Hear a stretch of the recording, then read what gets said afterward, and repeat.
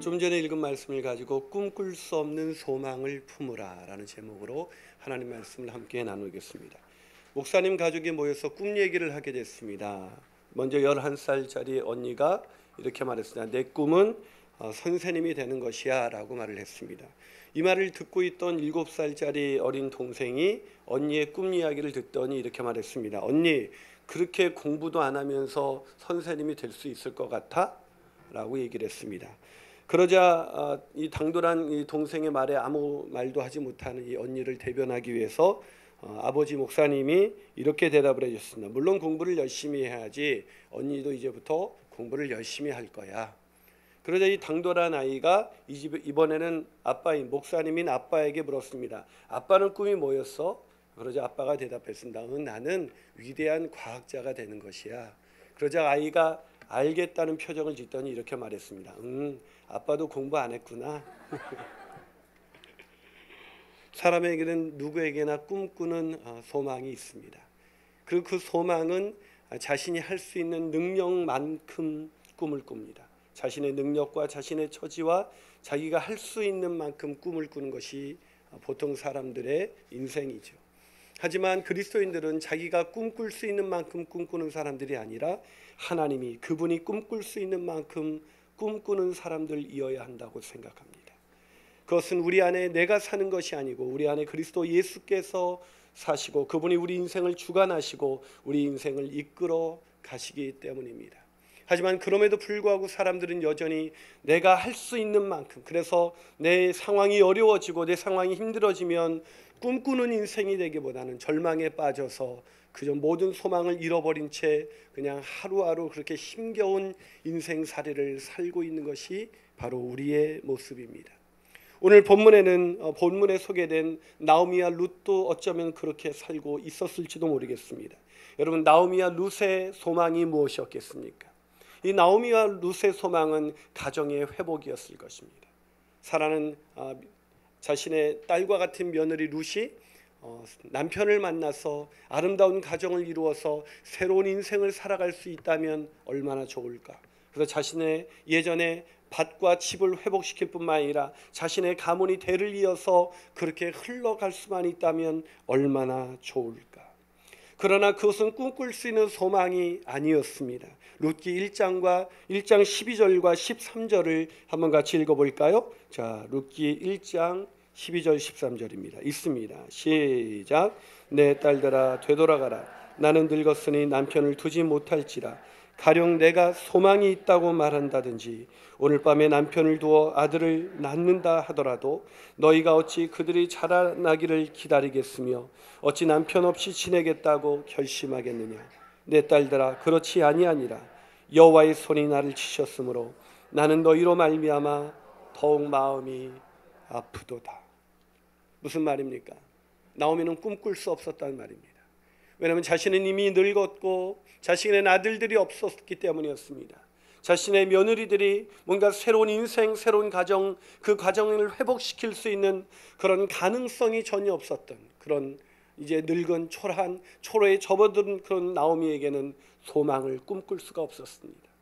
그래서 자신의 딸과 같은 며느리들에게 말합니다. 너희가 소망이 있다고 말하자. 그 소망은 무엇입니까? 내가 아들을 낳는다고 생각해보자. 그런다고 어떻게 그 아들을 낳는다고 해서 그 아이들이 자라날 때까지 너희들의 인생을 기다릴 수가 있겠느냐. 우리는 꿈꿀 수 없는 사람들이다. 소망을 잃어버린 사람들이다. 아무런 소망도 없이 그저 오늘 하루를 남은 인생을 살아가야 하는 그런 나오미의 처절한 절망이 느껴지십니까? 그런데 놀랍게도 오늘 본문 2장에 와서 나오미는 소망을 갖게 됩니다. 꿈꿀 수 없는 소망을 품게 됩니다. 그 소망이 무엇일까요? 자, 20절을 한번 같이 읽어볼까요? 자, 오늘 본문 20절입니다. 있습니다. 시작. 나오미가 자기 며느리에게 이르되 그가 여호와로부터 복받기를 원하노라. 그가 죽은 자에게 은혜 베풀기를 그치지 아니하도다 하고 나오미가 또 그에게 이르되 그 사람은 우리와 가까우니 우리 기업을 물을 자 중에 하나이니라. 자, 나오미가 꿈을 꾸기 시작했습니다. 소망을 갖기 시작했습니다. 왜요? 누구 때문입니까? 바로 보아스 때문이었습니다. 자신의 기업물을 자가 바로 보아스였기 때문에 보아스의 등장으로 인해서 나오미는 꿈을 꾸기 시작했습니다. 사랑하는 여러분, 보아스, 그런 보아스라는 존재가 꿈꿀 수 없었던 나오미에게 꿈을 꾸게 했다면 우리의 보아스이신 예수 그리스도, 그분을 아는 우리야말로 꿈꾸는 것이 당연한 것이 아니겠습니까? 사람 때문에 꿈을 꿀 수 있다면 전능하신 하나님, 우리를 사랑하셔서 자기 자신을 아낌없이 십자가에 내어주신 그 예수 그리스도를 아는 우리야말로 꿈꾸는 인생이 되어야 하지 않겠습니까? 꿈꾸는 가정이 되어야 하지 않겠습니까? 저는 저와 여러분이 예수 그리스도로 인해서 꿈꾸는 가정이 되시기를, 꿈꾸는 인생이 되시기를 주님의 이름으로 축원합니다. 그렇다면 우리가 어떻게 꿈꿀 수 없는 그 소망을 마음에 품고 살아갈 수가 있을까요? 첫 번째로 하나님이 섭리하시는 것을 보는 눈이 있어야 합니다. 하나님이 섭리하시는 것을 볼 줄 아는 눈이 있어야 돼요. 여러분, 기대하지 않았던 어떤 일이 일어날 때, 기대하지 않았던 어떤 횡재를 하게 됐을 때 우리는 그것을 뭐라고 부르죠? 뭐가 좋았다? 운이 좋았다, 행운이다라고 얘기를 합니다. 저는 참 행운이 없었던 사람이었던 것 같아요. 제가 행운권 추첨에 당첨된 역사가 없습니다. 제가 조교로 일할 때 학교에서 그 교직원들을 위로하기 위해서 행운권 추첨을 했는데 확률이 2분의 1이었습니다. 우리 두 부부가 참여하고 있었는데 우리는 거기서도 당첨되지 못하는 그런 불운의 인생을 살아왔습니다. 여러분, 행운이 있으세요? 우리는 뭔가 기대하지 않았던 일들이 일어났을 때 참 운이 좋았다라고 그렇게 생각합니다. 그런 거 보면 오늘 루시라는 여인은 참 운이 좋았던 여인 같습니다. 자, 보아스라는 아주 신사적이고 베풀 줄 아는 이 남자를 통해서 오늘 루시 어떤 횡재를 했는지 오늘 본문 17절을 한번 같이 읽어볼까요? 자, 본문 17절입니다. 우리 같이 읽어보겠습니다. 시작. 루시 밭에서 저녁까지 죽고 그 죽은 것을 떠니 보리가 얼마 정도 됐다고요? 한 에바. 별로 감동이 안 오시네요. 이 에바라는 그 양의 그 범위를 잘 못 느끼기 때문이죠. 이 한 에바는 그 리터로 환산하면 22리터입니다. 예, 그래도 느낌이 안 오시는 분이 있어요. 산수가 저와 같이 약한 분이 있어요. 이 22리터의 그 보리는 이 나오미와 루시라는 이 두 식구가 무려 15일 동안 먹고 살 수 있는 양식이에요. 여러분, 지금 이삭을 주운 것입니다. 추수를 한 것이 아닙니다. 근데 이삭을 주어서 22리터, 즉 15일간 가족이 먹을 수 있는 그 양식을 얻었다. 그 아르바이트 있으면 저 좀 소개시켜 주세요. 얼마나 횡재입니까? 아마 룻은 돌아오면서 오늘은 정말 운이 좋았다. 왜요? 보아스가 베는 자를 따라서 추수하도록 허락해 줬기 때문이지요. 그냥 이삭을 주어서는 감당할 수 없는 것이었는데 그냥 한번 요청해 봤는데 은혜를 베푼 거에서 너무나 많은 양의 그런 보리를 주어서 가져올 수가 있었어요. 너무나 운이 좋았다고 생각하고 그 낑낑대면서 그 21리터나 되는 그 보리 한 에바를 딱 가지고 문 앞에 들어섰을 때 누가 놀랐을까요? 나오미가 놀랐죠. 그러면서 나오미의 눈에 룻은 보이지 않고 그 엄청난 한 에바가 되는 양식이 보였겠죠. 우리 애들도 제가 뭘 사들고 들어가면 저는 보이지 않고 음식만 보이는 것처럼 말이죠. 그래 딱 들어가면서 가는 순간 나오미가 묻습니다. 너 이거 어디서 주웠느냐? 주워서 갖고 올 수 있는 것이 아니었어요. 의심하지 않았어요. 너 이거 어떻게 된 거야? 상상할 수 없는 일이 일어난 것이죠. 자, 그것이 19절입니다. 자, 19절을 한번 읽어볼까요? 자, 19절 있습니다. 시작. 시어머니가 그에게 이르되 오늘 어디서 주웠느냐? 어디서 일을 하였느냐? 너를 돌본 자에게 복이 있기를 원하노라 하니 룻이 누구에게서 일했는지를 시어머니에게 알게 하여 이르되 오늘 일하게 한 사람의 이름이 뭐라고요? 보아스. 이 말을 듣는 순간 나오미는 깜짝 놀랐을 거예요. 왜요? 보아스가 누구이기 때문이죠. 기업물을 자입니다. 자신의 가정을 회복시킬 수 있는 가까운 친족 중에 한 사람이었기 때문에 그 이름을 듣는 순간 깜짝 놀랍니다. 그러면서 그 보아스라는 이름을 상기하면서 그래, 보아스를 통해서 우리의 가정이 회복될 수도 있겠구나라는 생각을 하게 되는 거예요. 여러분, 그러면 이전에는 보아스라는 존재를 이 나오미라는 사람이 몰랐을까요? 보아스가 이미 거기 갑자기 이사 온 것도 아니고 보아스라는 존재가 이미 거기에 살고 있는 존재였는데 왜 나오미는 그제서야 보아스라는 존재를 눈치챈 것일까요? 왜 자신의 며느리가 한 에바가 되는 엄청난 양의 이삭을 들고 왔을 때, 그 보리를 들고 왔을 때 그때 깨달았던 것일까요? 기억하십시오. 절망에 빠지면 하나님의 섭리하심이 보이지 않기 때문입니다.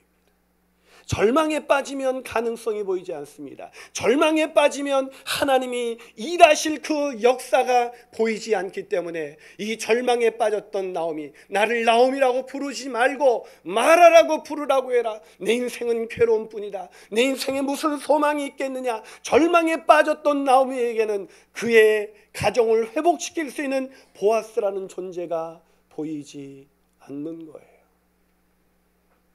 사랑하는 여러분, 다른 것은 몰라도 절망에 빠지셔서는 안 됩니다.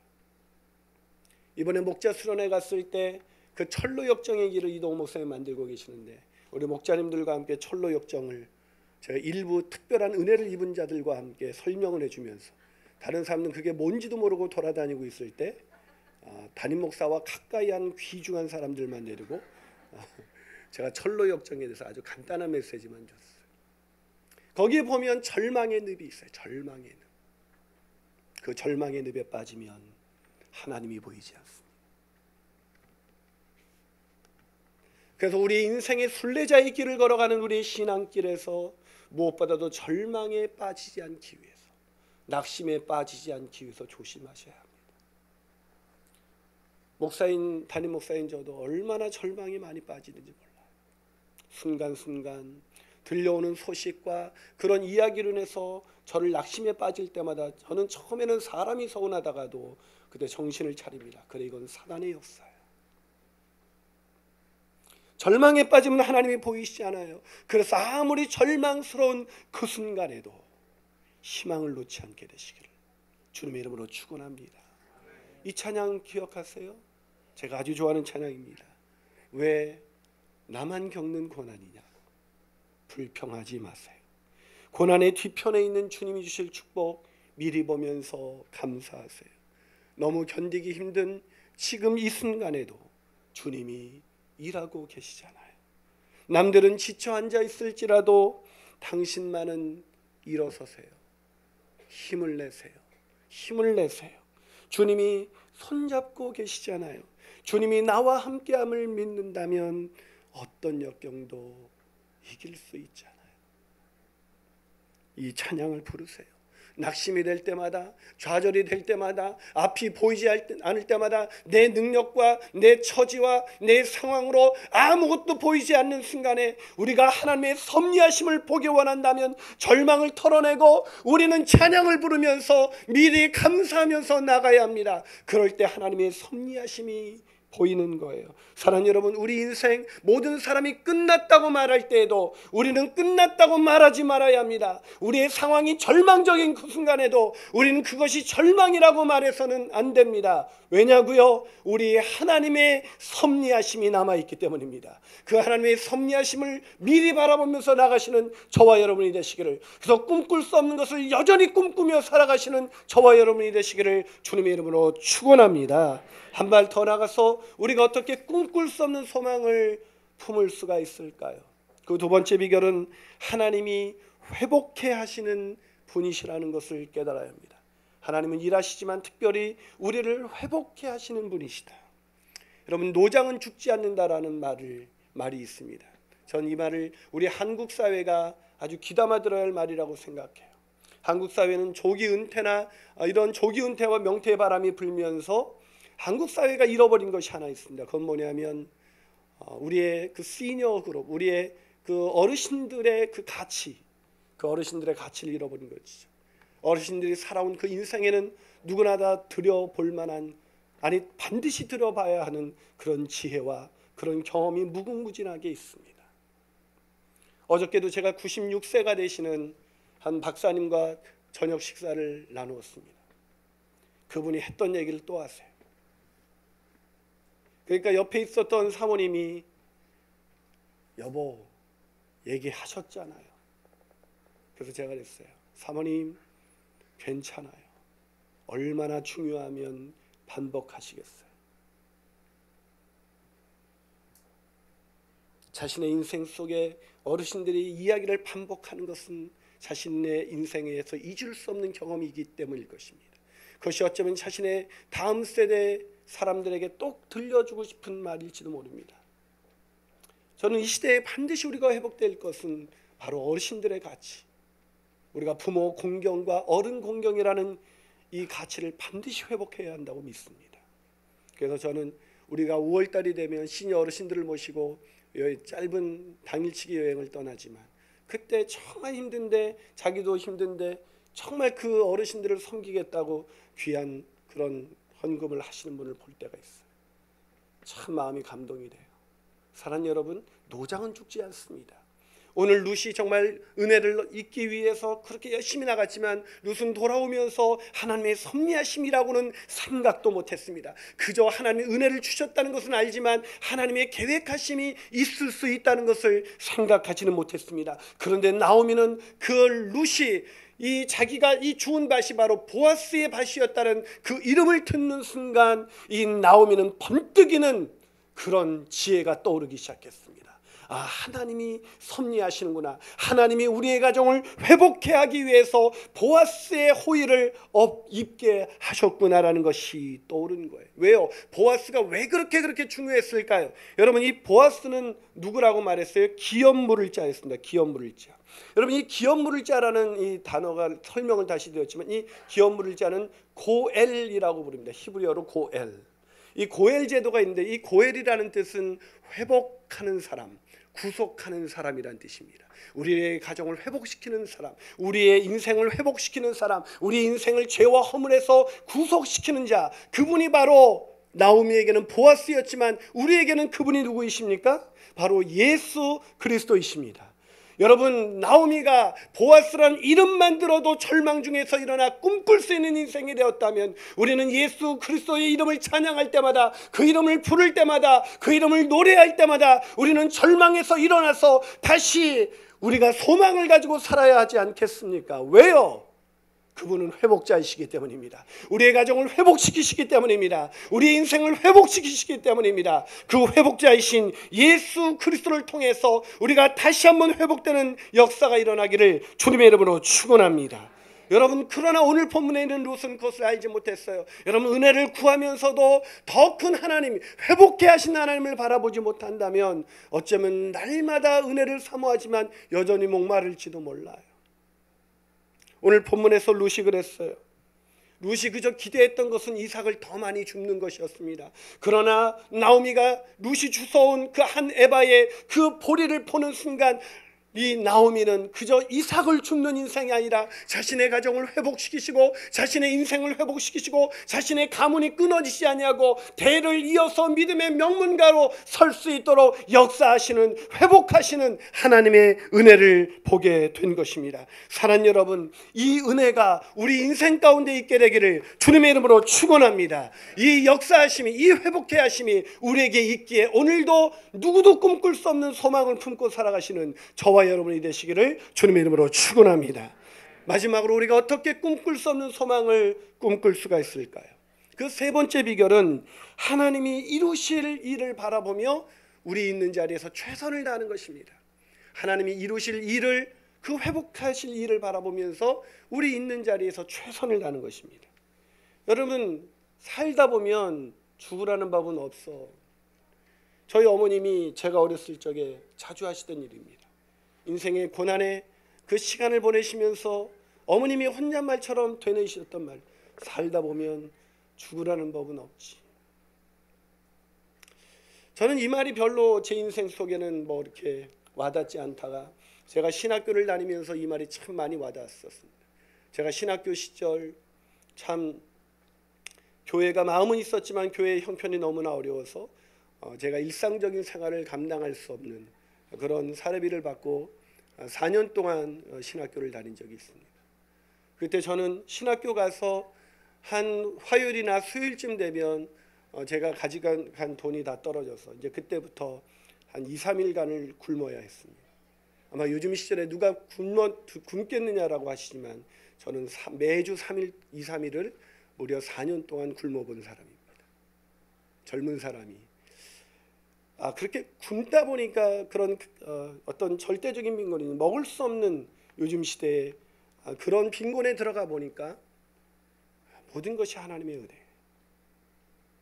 그때 불렀던 찬송은 다 나에 대한 고백이 되었습니다. 마음속에 근심 있는 사람, 주 예수께 다 아뢰어라. 슬픈 마음 있을 때라도 주 예수께 아뢰라. 주 예수께 다 아뢰어라. 주 우리의 친구니 무엇이나 근심하지 말고 주 예수께 아뢰라.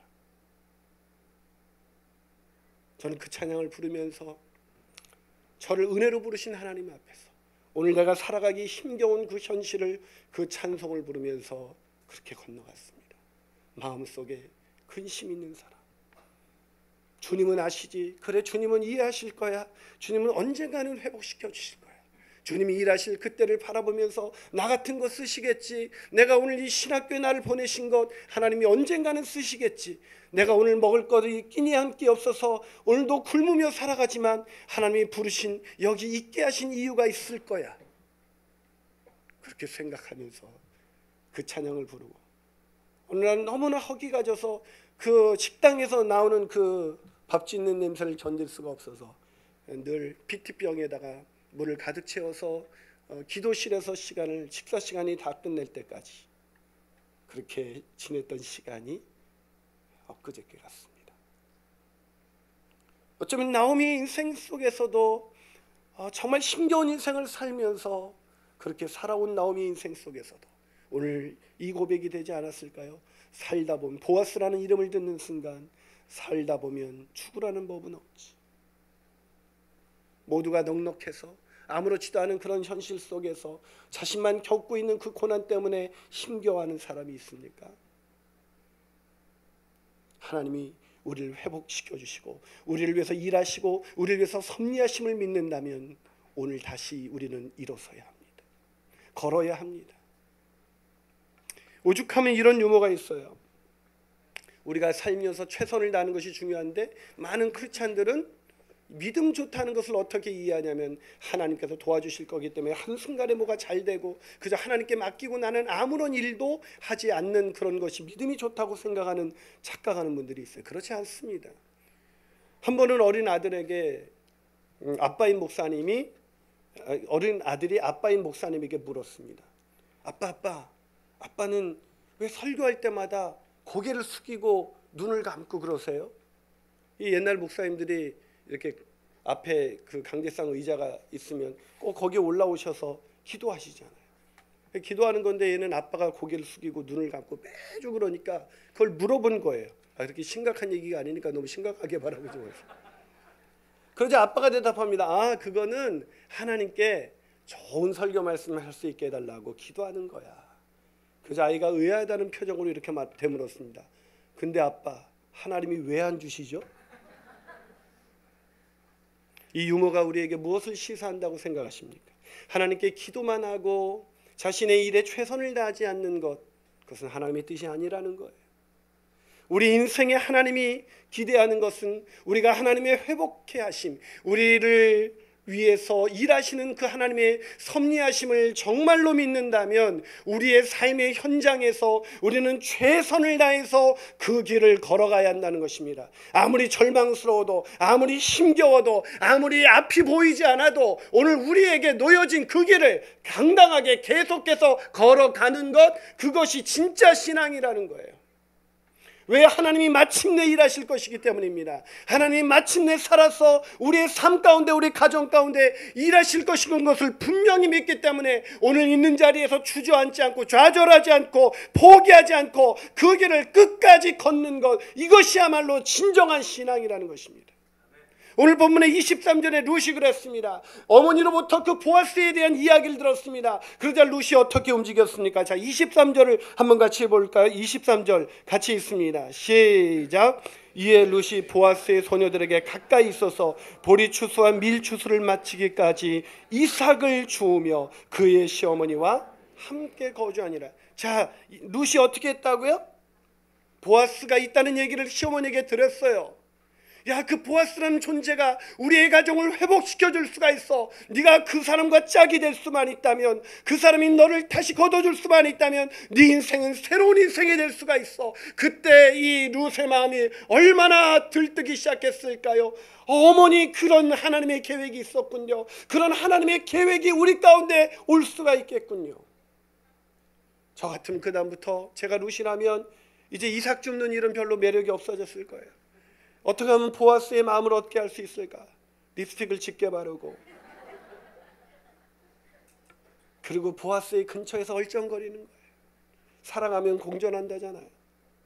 이게 이 얘기를 아는 사람은 저와 같이 순정에 반하다라는 드라마를 보고 있는 것입니다. 사랑하면 주위를 변변 맴돌잖아요. 이 어릴 적 어떤 그 어린 남학생 아이들이 이렇게 여학생을 사랑하게 되면 그 주변에서 자꾸 고무줄을 끊어버리고 막 이렇게 그런 짓을 하잖아요. 아마 제가 룻이라면 그랬을 것 같아요. 보아스의 마음을 그 환심을 사기 위해서, 그 마음을 얻기 위해서 그 주변을 계속해서 맴돌았을 것 같아요. 그런데 오늘 본문에 있는 룻은 그러지 않았습니다. 룻이 어떻게 했다고요? 보리추수와 밀추수를 마칠 때까지 그 오랜 시간 동안 이삭을 주우며 그의 시어머니와 함께 거주했다. 여러분, 마음이 들뜨면요, 오늘 내가 하는 일이 궁상맞아 보이는 거예요. 꿈이 크면요, 내가 오늘 하는 일이 초라해 보이는 거예요. 그러나 여러분, 큰 꿈을 품을수록 내가 있는 현장에서, 어쩌면 사람들이 보는 그 초라한 자리에서, 아무도 이해할 수 없는 그 외로운 자리에서 최선을 다해서 길을 걷는 사람만이 하나님의 일하심을, 하나님의 회복케 하심을 경험할 수가 있다는 것입니다. 이것을 믿으시기를 주님의 이름으로 축원합니다. 그러게 중요한 것은 우리의 인생 속에서 정말로 신앙이 있다면 하나님이 마침내 내 인생, 우리의 가정, 내 자녀, 우리의 남편, 우리의 형제들을 일으켜 세우실 거야 라는 것을 정말로 믿는다면 우리는 있는 자리에서 최선을 다해야 합니다. 하지만 안타깝게도 많은 사람들은 잘못된 신앙에 빠집니다. 자신의 노력만 믿고 하나님을 의지하지 않는가 하면, 하나님을 의지한다고 하면서도 전혀 노력하지 않습니다. 사랑 여러분, 여러분은 어떻습니까? 저와 여러분 오늘 있는 자리에서 남과 비교하면서 막연히 어떤 소망을 품으면서 그것 때문에 더 절망하고 더 좌절하진 않습니까? 꿈이 클수록, 꿈꿀 수 없는 소망을 품을수록, 그것이 이루어질 줄로 믿을수록 우리는 우리의 있는 자리에서 최선을 다해야 합니다. 그렇게 살아가시는 저와 여러분이 되시기를 주님의 이름으로 축원합니다. 폴 라커트가 쓴 작은 위로라는 글이 있습니다. 작은 위로, 아주 작은 위로. 부활절 휴가 기간이었습니다. 한 여인이 자신의 딸에게 벌어진 끔찍한 일을 위로하기 위해서 자신의 딸이 있는 곳으로 날아갔습니다. 딸은 공항 관제사로 일하고 있었는데 1년 전 남편이 이 아내와 아이들을 버리고 떠나버린 것입니다. 그 충격과 슬픔이 너무나 커서 딸은 아무 일도 할 수 없었습니다. 그래서 그 딸아이를 위로하기 위해서 딸아이를 방문하고 딸아이와 같이 울고 딸아이를 챙겨주고 이제 다시 자신의 집으로 돌아가기 위해서 공항으로 나왔습니다. 공항 관제사로 일하는 딸아이가 생각나면서 발길이 떨어지지 않는데 더 가슴이 아픈 것은 아빠를 순식간에 잃어버린 아이들을 위해서 무언가를 사줘야겠다고 생각하고 공항에 있는 한 상점에 들렀습니다. 그러자 저 어머니 친절한 미소를 지으면서 물었습니다. 제 고향인 이곳을 얼마나 좋아하십니까? 그러자 이 사람이 그냥 건성으로 대답했습니다. 네, 아름다운 곳이더군요. 저는 어디 가든 늘 그렇게 얘기하죠. 그러자 점원이 끄덕이면서 이어서 이렇게 말합니다. 하나님, 우리가 이렇게 마음껏 아름다운 자연을 누릴 수 있도록 세상을 아름답게 지으셨죠. 아주 아름답고 다양하게 말이에요. 그런데 제가 있는 이 고향에서 무엇을 보셨나요? 그 여인은 본 것이 없었습니다.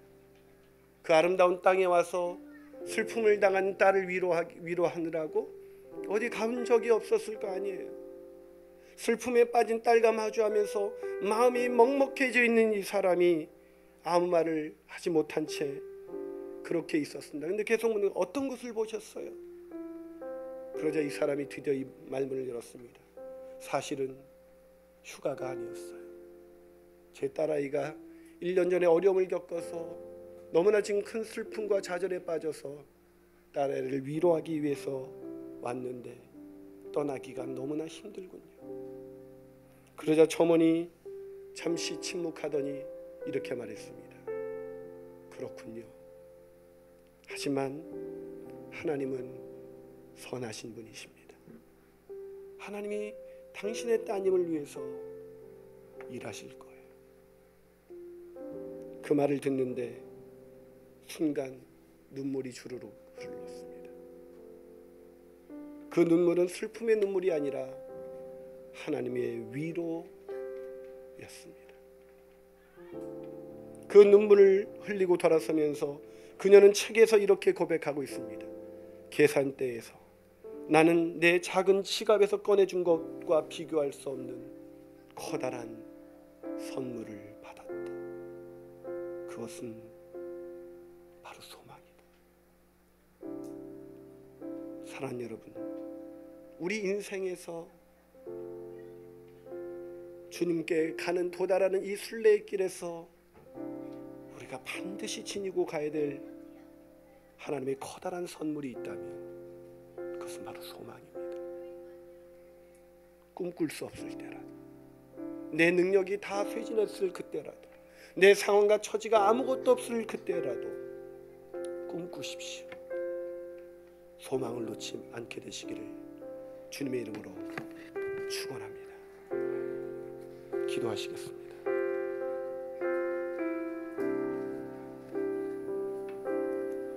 사랑하는 여러분,